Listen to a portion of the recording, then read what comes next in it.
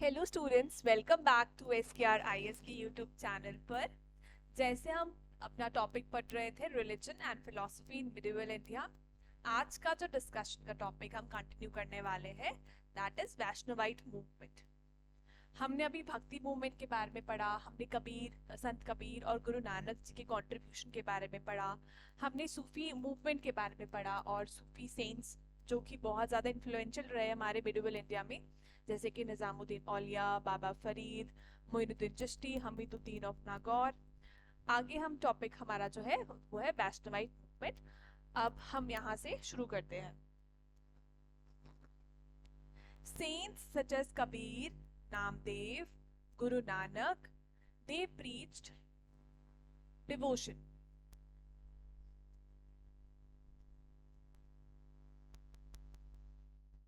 Screen पूरा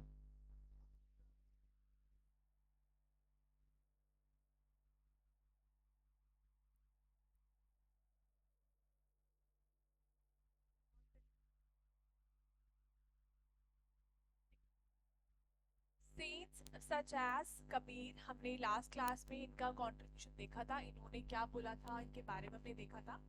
हमने गुरु नानक जी के बारे में देखा, नामदेव के बारे में हमने ज़्यादा नहीं देखा अभी तक। और एग्जाम पॉइंट ऑफ व्यू से उनके ज़्यादा इतना है नहीं सिलेबस में हमारे, पर हाँ बेसिक तो हमें अंडरस्टैंडिंग होनी चाहिए। जो एनसीईआरटी में हमें दिया गया है वो तो कवर करेंगे फिर अच्छे से। तो हाँ, तो सेंट सच कबीर, नामदेव, वो महाराष्ट्र से भक्ति सेंट थे, इम्पोर्टेंट महाराष्ट्र से थे वो। ओके, तो सेंट जो कि कबीर जी, नामदेव, गुरु नानक जी, इन सभी ने प्रीच किया डिवोशन। दे प्रीच्ड डिवोशन की बात करी टुवर्ड अ निराकार फॉर्म ऑफ गॉड। और इन तीनों ने ही निराकार फॉर्म ऑफ गॉड की बात करी थी। हम दो तरीके की फॉर्म ऑफ गॉड की बात करते हैं। वन इज साकार, दैट इज जो कि फॉर्म वाले गॉड की बात होती है, और वन इज निराकार, जो फॉर्मलेस गॉड। जैसे हम गुरु की वाणी में हम सुनते हैं ना, एक ओमकार सतनाम करता पूरक, निर्भय निर्वैर अकाल मूरत, अजूनी सैभं गुरु प्रसाद, जब आद सच जुगाद सच, है भी सच, नानक तोसी भी सच। तो यही उसमें ना निराकार फॉर्म ऑफ गॉड की बात करें, एक अकाल मूरत है, फॉर्मलेस गॉड की बात की गई है गुरु नानक के द्वारा, कबीर जी ने और नामदेव ने।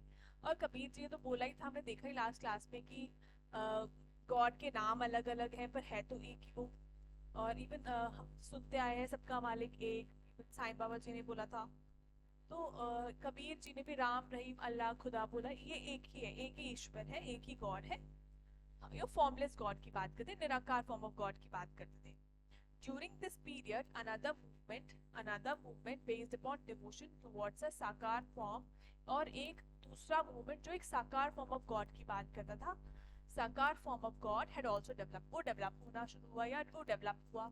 और इसी मूवमेंट को कहते हैं वैष्णवाइट। एक मूवमेंट था निराकार फॉर्म ऑफ गॉड की बात कर रहा था, फॉर्मलेस गॉड की बात कर रहा था, जो संत कबीर, गुरु नानक जी, नामदेव जी ने बताया। और दूसरा एक मूवमेंट शुरू हुआ उसी दौरान, जहाँ पर साकार फॉर्म ऑफ गॉड की बात की गई। एक फॉर्म बताया गया, फॉर्मलेस गॉड की जगह एक फॉर्म ऑफ गॉड की पूजा की जाने लगी, बताया जाने लगा उसके बारे में। उसी मूवमेंट को बोलते हैं वैष्णवाइट। अब इसी मूवमेंट को कहते हैं Vaishnavite movement, centred around the worship of Ram. और किसकी पूजा करने की बात की? Worship of Ram and Krishna, Ram और कृष्णा की वर्शिप की बात की गई। और राम और कृष्ण को माना गया कि they are the incarnations of lord Vishnu, भगवान विष्णु के, लॉर्ड विष्णु के वो अवतार हैं पर। राम और कृष्ण की वर्शिप होना शुरू हुई इसी वैष्णवाइट मूवमेंट के दौरान, और फिर राम और कृष्ण को माना गया, they were seen as incarnations or the avatar of Lord Vishnu. Its main exponents were और कौन इसको प्रचारित, इन्होंने बोला ये साकार फॉर्म ऑफ गॉड की बात कैसे करी वैष्णवाइट मूवमेंट में?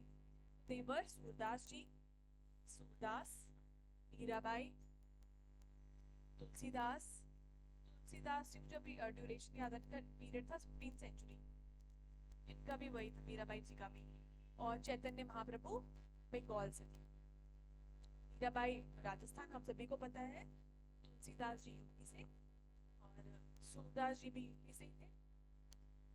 ओके, तो इन चारों ने ही फॉर्म ऑफ गॉड की बात करी वैष्णविक मूवमेंट में, और एक फॉर्मलेस की बात की जगह जो हम देखे थे कबीर और नानक जी फॉर्मलेस गॉड की बात कर रहे थे, पर इन्होंने फॉर्म ऑफ गॉड की बात करी, साकार फॉर्म ऑफ गॉड की बात करी वर्शिप, और राम कृष्ण की वर्शिप को उन्होंने प्रीच की। Their path to salvation was expressed through the medium of, और वो salvation को उन्होंने क्या बताया कि कैसे हम मुक्ति पा सकते हैं, salvation through medium of poetry, poetry के थ्रू, song के थ्रू, डांस के थ्रू और कीर्तन के थ्रू हम salvation यानी कि मुक्ति को पा सकते हैं। तो इन जो वैष्णविक मूवमेंट के जो एक्सपोनेंट्स थे, सूरदास जी, मीराबाई, तुलसीदास जी, चैतन्य महाप्रभु, इन्होंने बताया कि हम salvation को अचीव कर सकते हैं, और मीडियम उन्होंने बताया पोएट्री, सॉन्ग, डांस एंड कीर्तन के फॉर्म में हम इस मीडियम के थ्रू मुक्ति को पा सकते हैं, प्रभु की उपासना कर सकते हैं, वर्शिप कर सकते हैं डिवोशन के थ्रू। आगे चलते हैं। यहाँ पे सूरदास जी का ड्यूरेशन दिया गया है। सूरदास जी का जो ड्यूरेशन था दैट वाज फ्रॉम 1483 टू 1563 के बीच में का ड्यूरेशन। 15th-16th सेंचुरी में उस दौरान सूरदास जी ने अपना प्रीच किया। उन्होंने बताया कि हम कैसे प्रभु की भक्ति कर सकते हैं, डिवोशन कर सकते हैं और को पा सकते हैं। Surdas was a disciple of famous teacher Vallabhacharya. अब सूरदास जी जो डिसाइपल थे किसके, वल्लभाचार्य उनके गुरु थे।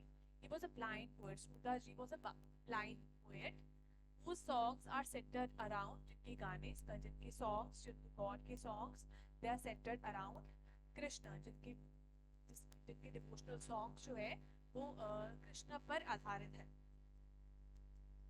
His सूर सागर, तो सूर सागर was written by Surdas ji. His सूर सागर recounts the exploits of Krishna during his childhood। तो उन्होंने जो भक्ति करी श्री कृष्ण की चाइल्डहुड फॉर्म के और यूथ के, जब कृष्ण के श्री कृष्ण के चाइल्डहुड और यूथ वाली स्टेज में कृष्ण के उस फॉर्म ऑफ गॉड कृष्ण की पूजा करी, डिवोशन दिखाया इनके प्रति, और उन्होंने सूर सागर में भी उन्हीं के बारे में जिक्र किया है, कृष्ण इन हिज चाइल्डहुड और यूथफुल वाली स्टेज में। तो child youth with gentle affection and delightfulness. The love for Krishna was also expressed through the songs of Mirabai. हम सभी को पता है कि Mirabai was a devotee of Shri Krishna, और उन्होंने अपना पूरा जीवन उनको समर्पित किया। एंड शी was बहुत जल्दी विडो हो गई थी, और उनका ड्यूरेशन यहाँ पे मेंशन है 1503 to 1773 के बीच में। Widowed at an early age, बहुत जल्दी she believed in a spiritual marriage with her Lord। उन्होंने बोला कि श्री कृष्ण से मेरी आध्यात्मिक शादी हो चुकी है, और उसी को उन्होंने जितनी भी वो जीवन में रही धरती पर, अपने आप को उन्होंने श्री कृष्ण को सरेंडर कर दिया। Her poems have a quality of their own and are popular even today। और अभी भी उनकी जो poems है जो उन्होंने लिखा है, पायु जी मैंने राम रतन धन पायो, और भी उनके डिवोशनल सॉन्ग्स है, प्रेयर्स है, वो सभी आज भी पॉपुलर है बहुत ज्यादा। The Vaishnavite movement spread in the east through the efforts of Chaitanya Mahaprabhu. The Vaishnavite movement, जो Vaishnavite movement था, हमने देखा यहाँ पे राजस्थान से मीराबाई जी थी। तो ये जो ईस्ट में जो वैष्णविक movement जो स्प्रेड हुआ, ये इनका एफर्ट था चैतन्य जी का। इनके एफर्ट से वैष्णविक मूवमेंट ईस्ट में, बंगाल से थे वो, बंगाल में स्प्रेड हुआ 1484-1533 के बीच में। Chaitanya considered Krishna not as a major incarnation of Vishnu. उन्होंने सिर्फ श्री कृष्ण को एक अवतार ही नहीं समझा विष्णु जी का, but as a highest form of God, but एक हाईएस्ट फॉर्म ऑफ गॉड की तरह उनको माना। तो श्री चैतन्य जी ने श्री कृष्ण को सिर्फ एक विष्णु जी का अवतार ही नहीं समझा, बल्कि उनको हाईएस्ट फॉर्म ऑफ गॉड की संज्ञा दी, उसकी उस तरह से वर्शिप की। आगे चलते हैं। The devotion for Krishna was expressed through संकीर्तन, और वो जो डिवोशन था श्री कृष्ण के लिए वो एक्सप्रेस करते थे संकीर्तन के through. Hymn session by devotees, एक तरीके से भजन गाना, एक कीर्तन, एक मंडली, एक ग्रुप लोगों का ग्रुप है और उसमें श्री कृष्ण के भजन गा रहे हैं, कीर्तन कर रहे हैं, which took place in homes, जो घरों में ही होता था, टेम्पल्स में, मंदिरों में होता था, और इवन स्ट्रीट पर भी होता था, स्ट्रीट प्रोसेशन भी होता है। अभी भी आज भी हम देखते हैं कि इस्कॉन जो मूवमेंट है वो इवन स्ट्रीट्स पर भी वो प्रोसेशन करते हैं, हरे रामा हरे कृष्णा, उस तरीके से वो उसी का ही आगे वो कंटिन्यू चलता आ रहा है। और उसकी जो उनका स्टार्टिंग जो था वो चैतन्य जी ने 1484-1533 मंथ का ड्यूरेशन है लाइफ का, उन्होंने वो शुरुआत की थी ईस्ट में वैष्णवी मूवमेंट, और वो इस्कॉन के थ्रू हम देखते हैं अभी भी जो होता है। Like other bhakti saints, Chaitanya too was willing to, बाकी भक्ति सेंट्स के जैसे ही जो चैतन्य थे, जो बंगाल से थे, he was willing to welcome everyone, सभी को वेलकम करते थे irrespective of caste, बिना किसी भेदभाव के, बिना किसी जाति पाति के, वो सभी को वेलकम करते थे।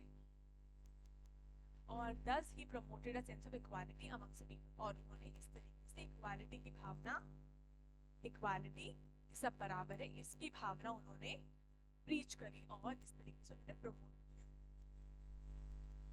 आगे worship of Rama, worship of Shri Ram was popularised by saints like Ramananda. तो जैसे हमने देखा मीराबाई ने श्री कृष्ण को डिवोटी श्री कृष्ण के डिवोटी के रूप में वर्शिप करी। हमने ऊपर अभी लास्ट पिछले स्लाइड पे देखा भी कि सूरदास जी ने श्री कृष्ण के चाइल्डहुड और यूथ के स्टेज की बात करी, सूर सागर में उन्होंने लिखा, चैतन्य महाप्रभु का हमने देखा भी। यहाँ पे है कि वर्शिप ऑफ राम, श्री राम की जो वर्शिप है उसको पॉपुलराइज किया सेंट रामानंदा ने। तो सेंट रामानंदा, उनका लाइफ का ड्यूरेशन यहाँ पे लिखा हुआ है 14 to 1470 का एडी है। हाँ जी, तो इस दौरान रामानंदा ने उसको वर्शिप को पॉपुलराइज किया, श्री राम के वर्शिप को पॉपुलराइज किया Ramananda. He considered Ram as supreme God, उन्होंने राम को सुप्रीम गॉड की तरह कंसिडर किया कि राम ही सुप्रीम गॉड है, रामानंदा जी। Women and outcast were welcome, women और outcast जो थी, जो डिप्रेस्ड क्लासेस थी, उनको भी उन्होंने वेलकम किया। The most famous of the Ram Bhaktas was Tulsidas. Famous, most famous कौन है राम भक्त? राम तुलसीदास जी, जिन्होंने लिखा रामचरितमानस, रामचरित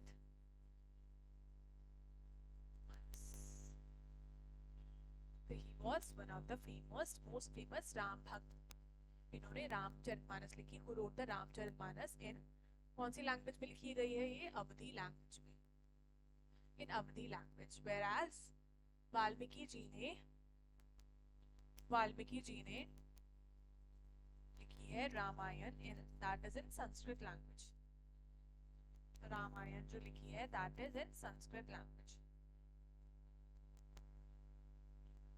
रामचरितमानस को अवधी लैंग्वेज में लिखा गया है बाय तुलसीदास, और ये लोकल लैंग्वेज थी अवधी लैंग्वेज, और इस समय लोगों को इस लैंग्वेज से समझ आता था, वो इससे familiar थे। The Vaishnavite saints developed their philosophy with the broad framework of Hinduism. They called for reforms, उन्होंने reforms की बात करी religion में, and love amongst fellow beings, और आपस में, हम आपस में इंसानों में प्यार की बात करी कि प्रेम होना चाहिए, ब्रदरहुड होना चाहिए, यूनिटी होनी चाहिए, इसकी वो उन्होंने बात करी। Their philosophy was broadly humanist, तो उनकी philosophy broadly ह्यूमनिस्ट थी कि लोगों के लिए, लोगों को मिलके रहे, अच्छे से रहे, प्यार से रहे, नफरत की भावना ना हो, कास्ट सिस्टम ज्यादा ना हो। कि हमने देखा ना कि कैसे उन्होंने वुमेन को, आउटकास्ट को भी अपने हमेशा वेलकम किया। रामानंदा जी के बारे में देखा, ऊपर वाले पैराग्राफ में लिखा है। तो इन सभी जितने भी सेंट्स थे, चाहे वो भक्ति सेंट्स रहे हो, चाहे वो सूफी सेंट्स रहे हो, सभी का यही था कि हम सबको एक प्यार का मैसेज दे, लव का, love to God, surrender to God, इन सभी बातों को वो प्रीच कर रहे थे, और इवन लोकल लैंग्वेजेस में वो प्रीच कर रहे थे, जिससे कि आम जनता, लोकल मासेस को समझ पाए उनकी बातों और ईश्वर से कनेक्ट कर सके। अगर आप इम्पोर्टेंस देखिए भक्ति और सूफी मूवमेंट का, तो उसका इम्पोर्टेंस क्या रहा होगा और क्या रहा। Bhakti movement was a socio religious movement. एक भक्ति मूवमेंट जो था एक सोशियो रिलीजियस मूवमेंट था, that oppose religious bigotry and social rigidities को वो अपोज करता था, कट्टरता को, जो कट्टरपन था, हम हिंदू, हम मुसलमान, हम ये, हम वो, उस चीज को वो इस चीज को वो इस चीज को वो अपोज करता था, बाइकॉटरी को, और रिजिडिटी, जो भी कट्टरता है और रिजिडिटी है, उसको अपोज करते थे। भक्ति मूवमेंट ने अपोज किया।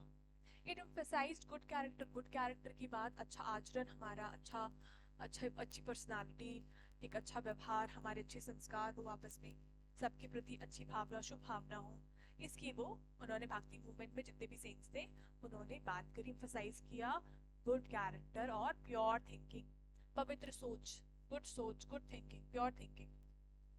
वेरी वेरी इंपॉर्टेंट, एम्फसाइज इन्होंने इसी पर करा कि इंसान का कैरेक्टर गुड होना चाहिए और हमारी थिंकिंग, हमारी सोच जो है that should be pure thinking, purity पर उन्होंने फोकस किया। और वो खुद भी प्योरिटी वाला जीवन जी रहे थे। बहुत ही मिनिमम बेसिक चीजों पे वो अपना जीवन जी रहे थे। अपना समय वो गॉड के वर्शिप में, डिवोशन में ही बिता रहे थे और नीडी और पुअर लोगों की मदद कर रहे थे। तो प्योर थिंकिंग, प्योरिटी पर उनका फोकस रहा, और गुड कैरेक्टर, हमारा आचरण वो बहुत ही प्योर होना चाहिए।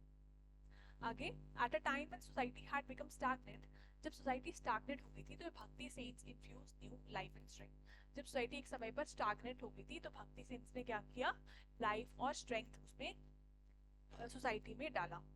दे awaken new sense of confidence, उन्होंने कॉन्फिडेंस की अवेकन किया, and attempted to redefine social and religious values को रीडिफाइन किया। सेम जैसे कि Kabir, Nanak ji stressed upon the reordering of society की बात करी इगैलिटेरियन लाइंस पर, कि सब इक्वालिटी हो, इगैलिटेरियनिज्म हो, सब बराबर हो, कोई भेदभाव नहीं, कोई ऊपर नीचे नहीं, कोई जात पात नहीं। तो इसकी बात पर, इन्हीं चीजों पर उन्होंने भक्ति सेन जो जैसे कि कबीर और नानक जी ने स्ट्रेस दिया। They are called to social equality attracted many downtrodden, और इसी वजह से बहुत सारे जो डाउन ट्रॉडन थे, जो गरीब थे, नीडी थे, जिनको आउटकास्ट थे, जिनको बहुत ज्यादा एक्सप्लॉइट किया जाता था, वो लोग भी इस तरफ अट्रैक्ट हुए इस मूवमेंट से। Although Kabir and Nanak had no intention of founding, इनका कोई इंटेंशन नहीं था कबीर जी का और नानक जी का कि हम कोई रिलीजन फाउंड करेंगे, हम कोई रिलीजन की फाउंडेशन करेंगे, कोई नहीं था। लेकिन उनकी डेथ के बाद उनके जो सपोर्टर्स थे वो एक साथ इकट्ठे हुए और उन्होंने कबीर पंथीज और सिख का धर्म का, सिख तो एक रिलीजन बना पर कबीर पंथीज बनाया गया, और सिखिज्म एक रिलीजन बनकर हम सभी के सामने में आया। The importance of Bhakti and Sufi saints lies in the new atmosphere created. उन्होंने क्या किया, एक एटमॉस्फेयर बनाया, एक अच्छा एटमॉस्फेयर, एक प्योर एटमॉस्फेयर, एक पॉजिटिव सा अंडरस्टैंडिंग, सबको हेल्प करना, नीडी पुअर को, वैसा ही उन्होंने एक एटमॉस्फेयर बनाया which continue to affect the social, religious and political life of India even later centuries। और जिनकी मैंने हमने लास्ट वीडियो में डिस्कस भी किया था, ऐसी वाणी बोलिए मन का आपा खोए और इनको शीतल करे आपो शीतल होए।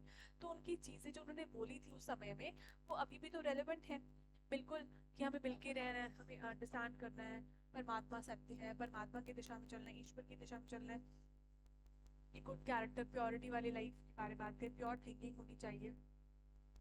तो ये इवन अभी भी इफेक्ट करता है इंडिया को, इतने उनके मरने के इतने सालों बाद भी। Akbar's liberal ideas were a product of this atmosphere in which was born and brought। Akbar के जो लिबरल आइडियाज थे वो इसी चीज का प्रोडक्ट था, क्योंकि वो बात ही ऐसे करके गए, वो एटमॉस्फेयर ही वैसा था भक्ति सेंस, सूफी सेंस में। Preaching of Guru Nanak were pass down from generation to generation, और जो प्रीचिंग से गुरु नानक जी की वो जनरेशन से जनरेशन से पास ऑन करते किया जाता रहा। गुरु नानक जी के बाद बाई लैणा जब गुरु अंगद बने, तो वैसे ये पास ऑन होता रहा, और उनकी जो बात थी, प्रीचिंग्स थी, प्योरिटी वाला जीवन, सच्चा जीवन, उसके बारे में ये सब पास ऑन होता रहा। This resulted in the growth of separate religious group बने, सेपरेट लैंग्वेज बनी, एक स्क्रिप्ट बनी की, एक एक स्क्रिप्ट बनी गुरु की, और रिलीजियस बुक बनी, गुरु ग्रंथ साहिब भी एक हमारी किताब हमारे सामने आई।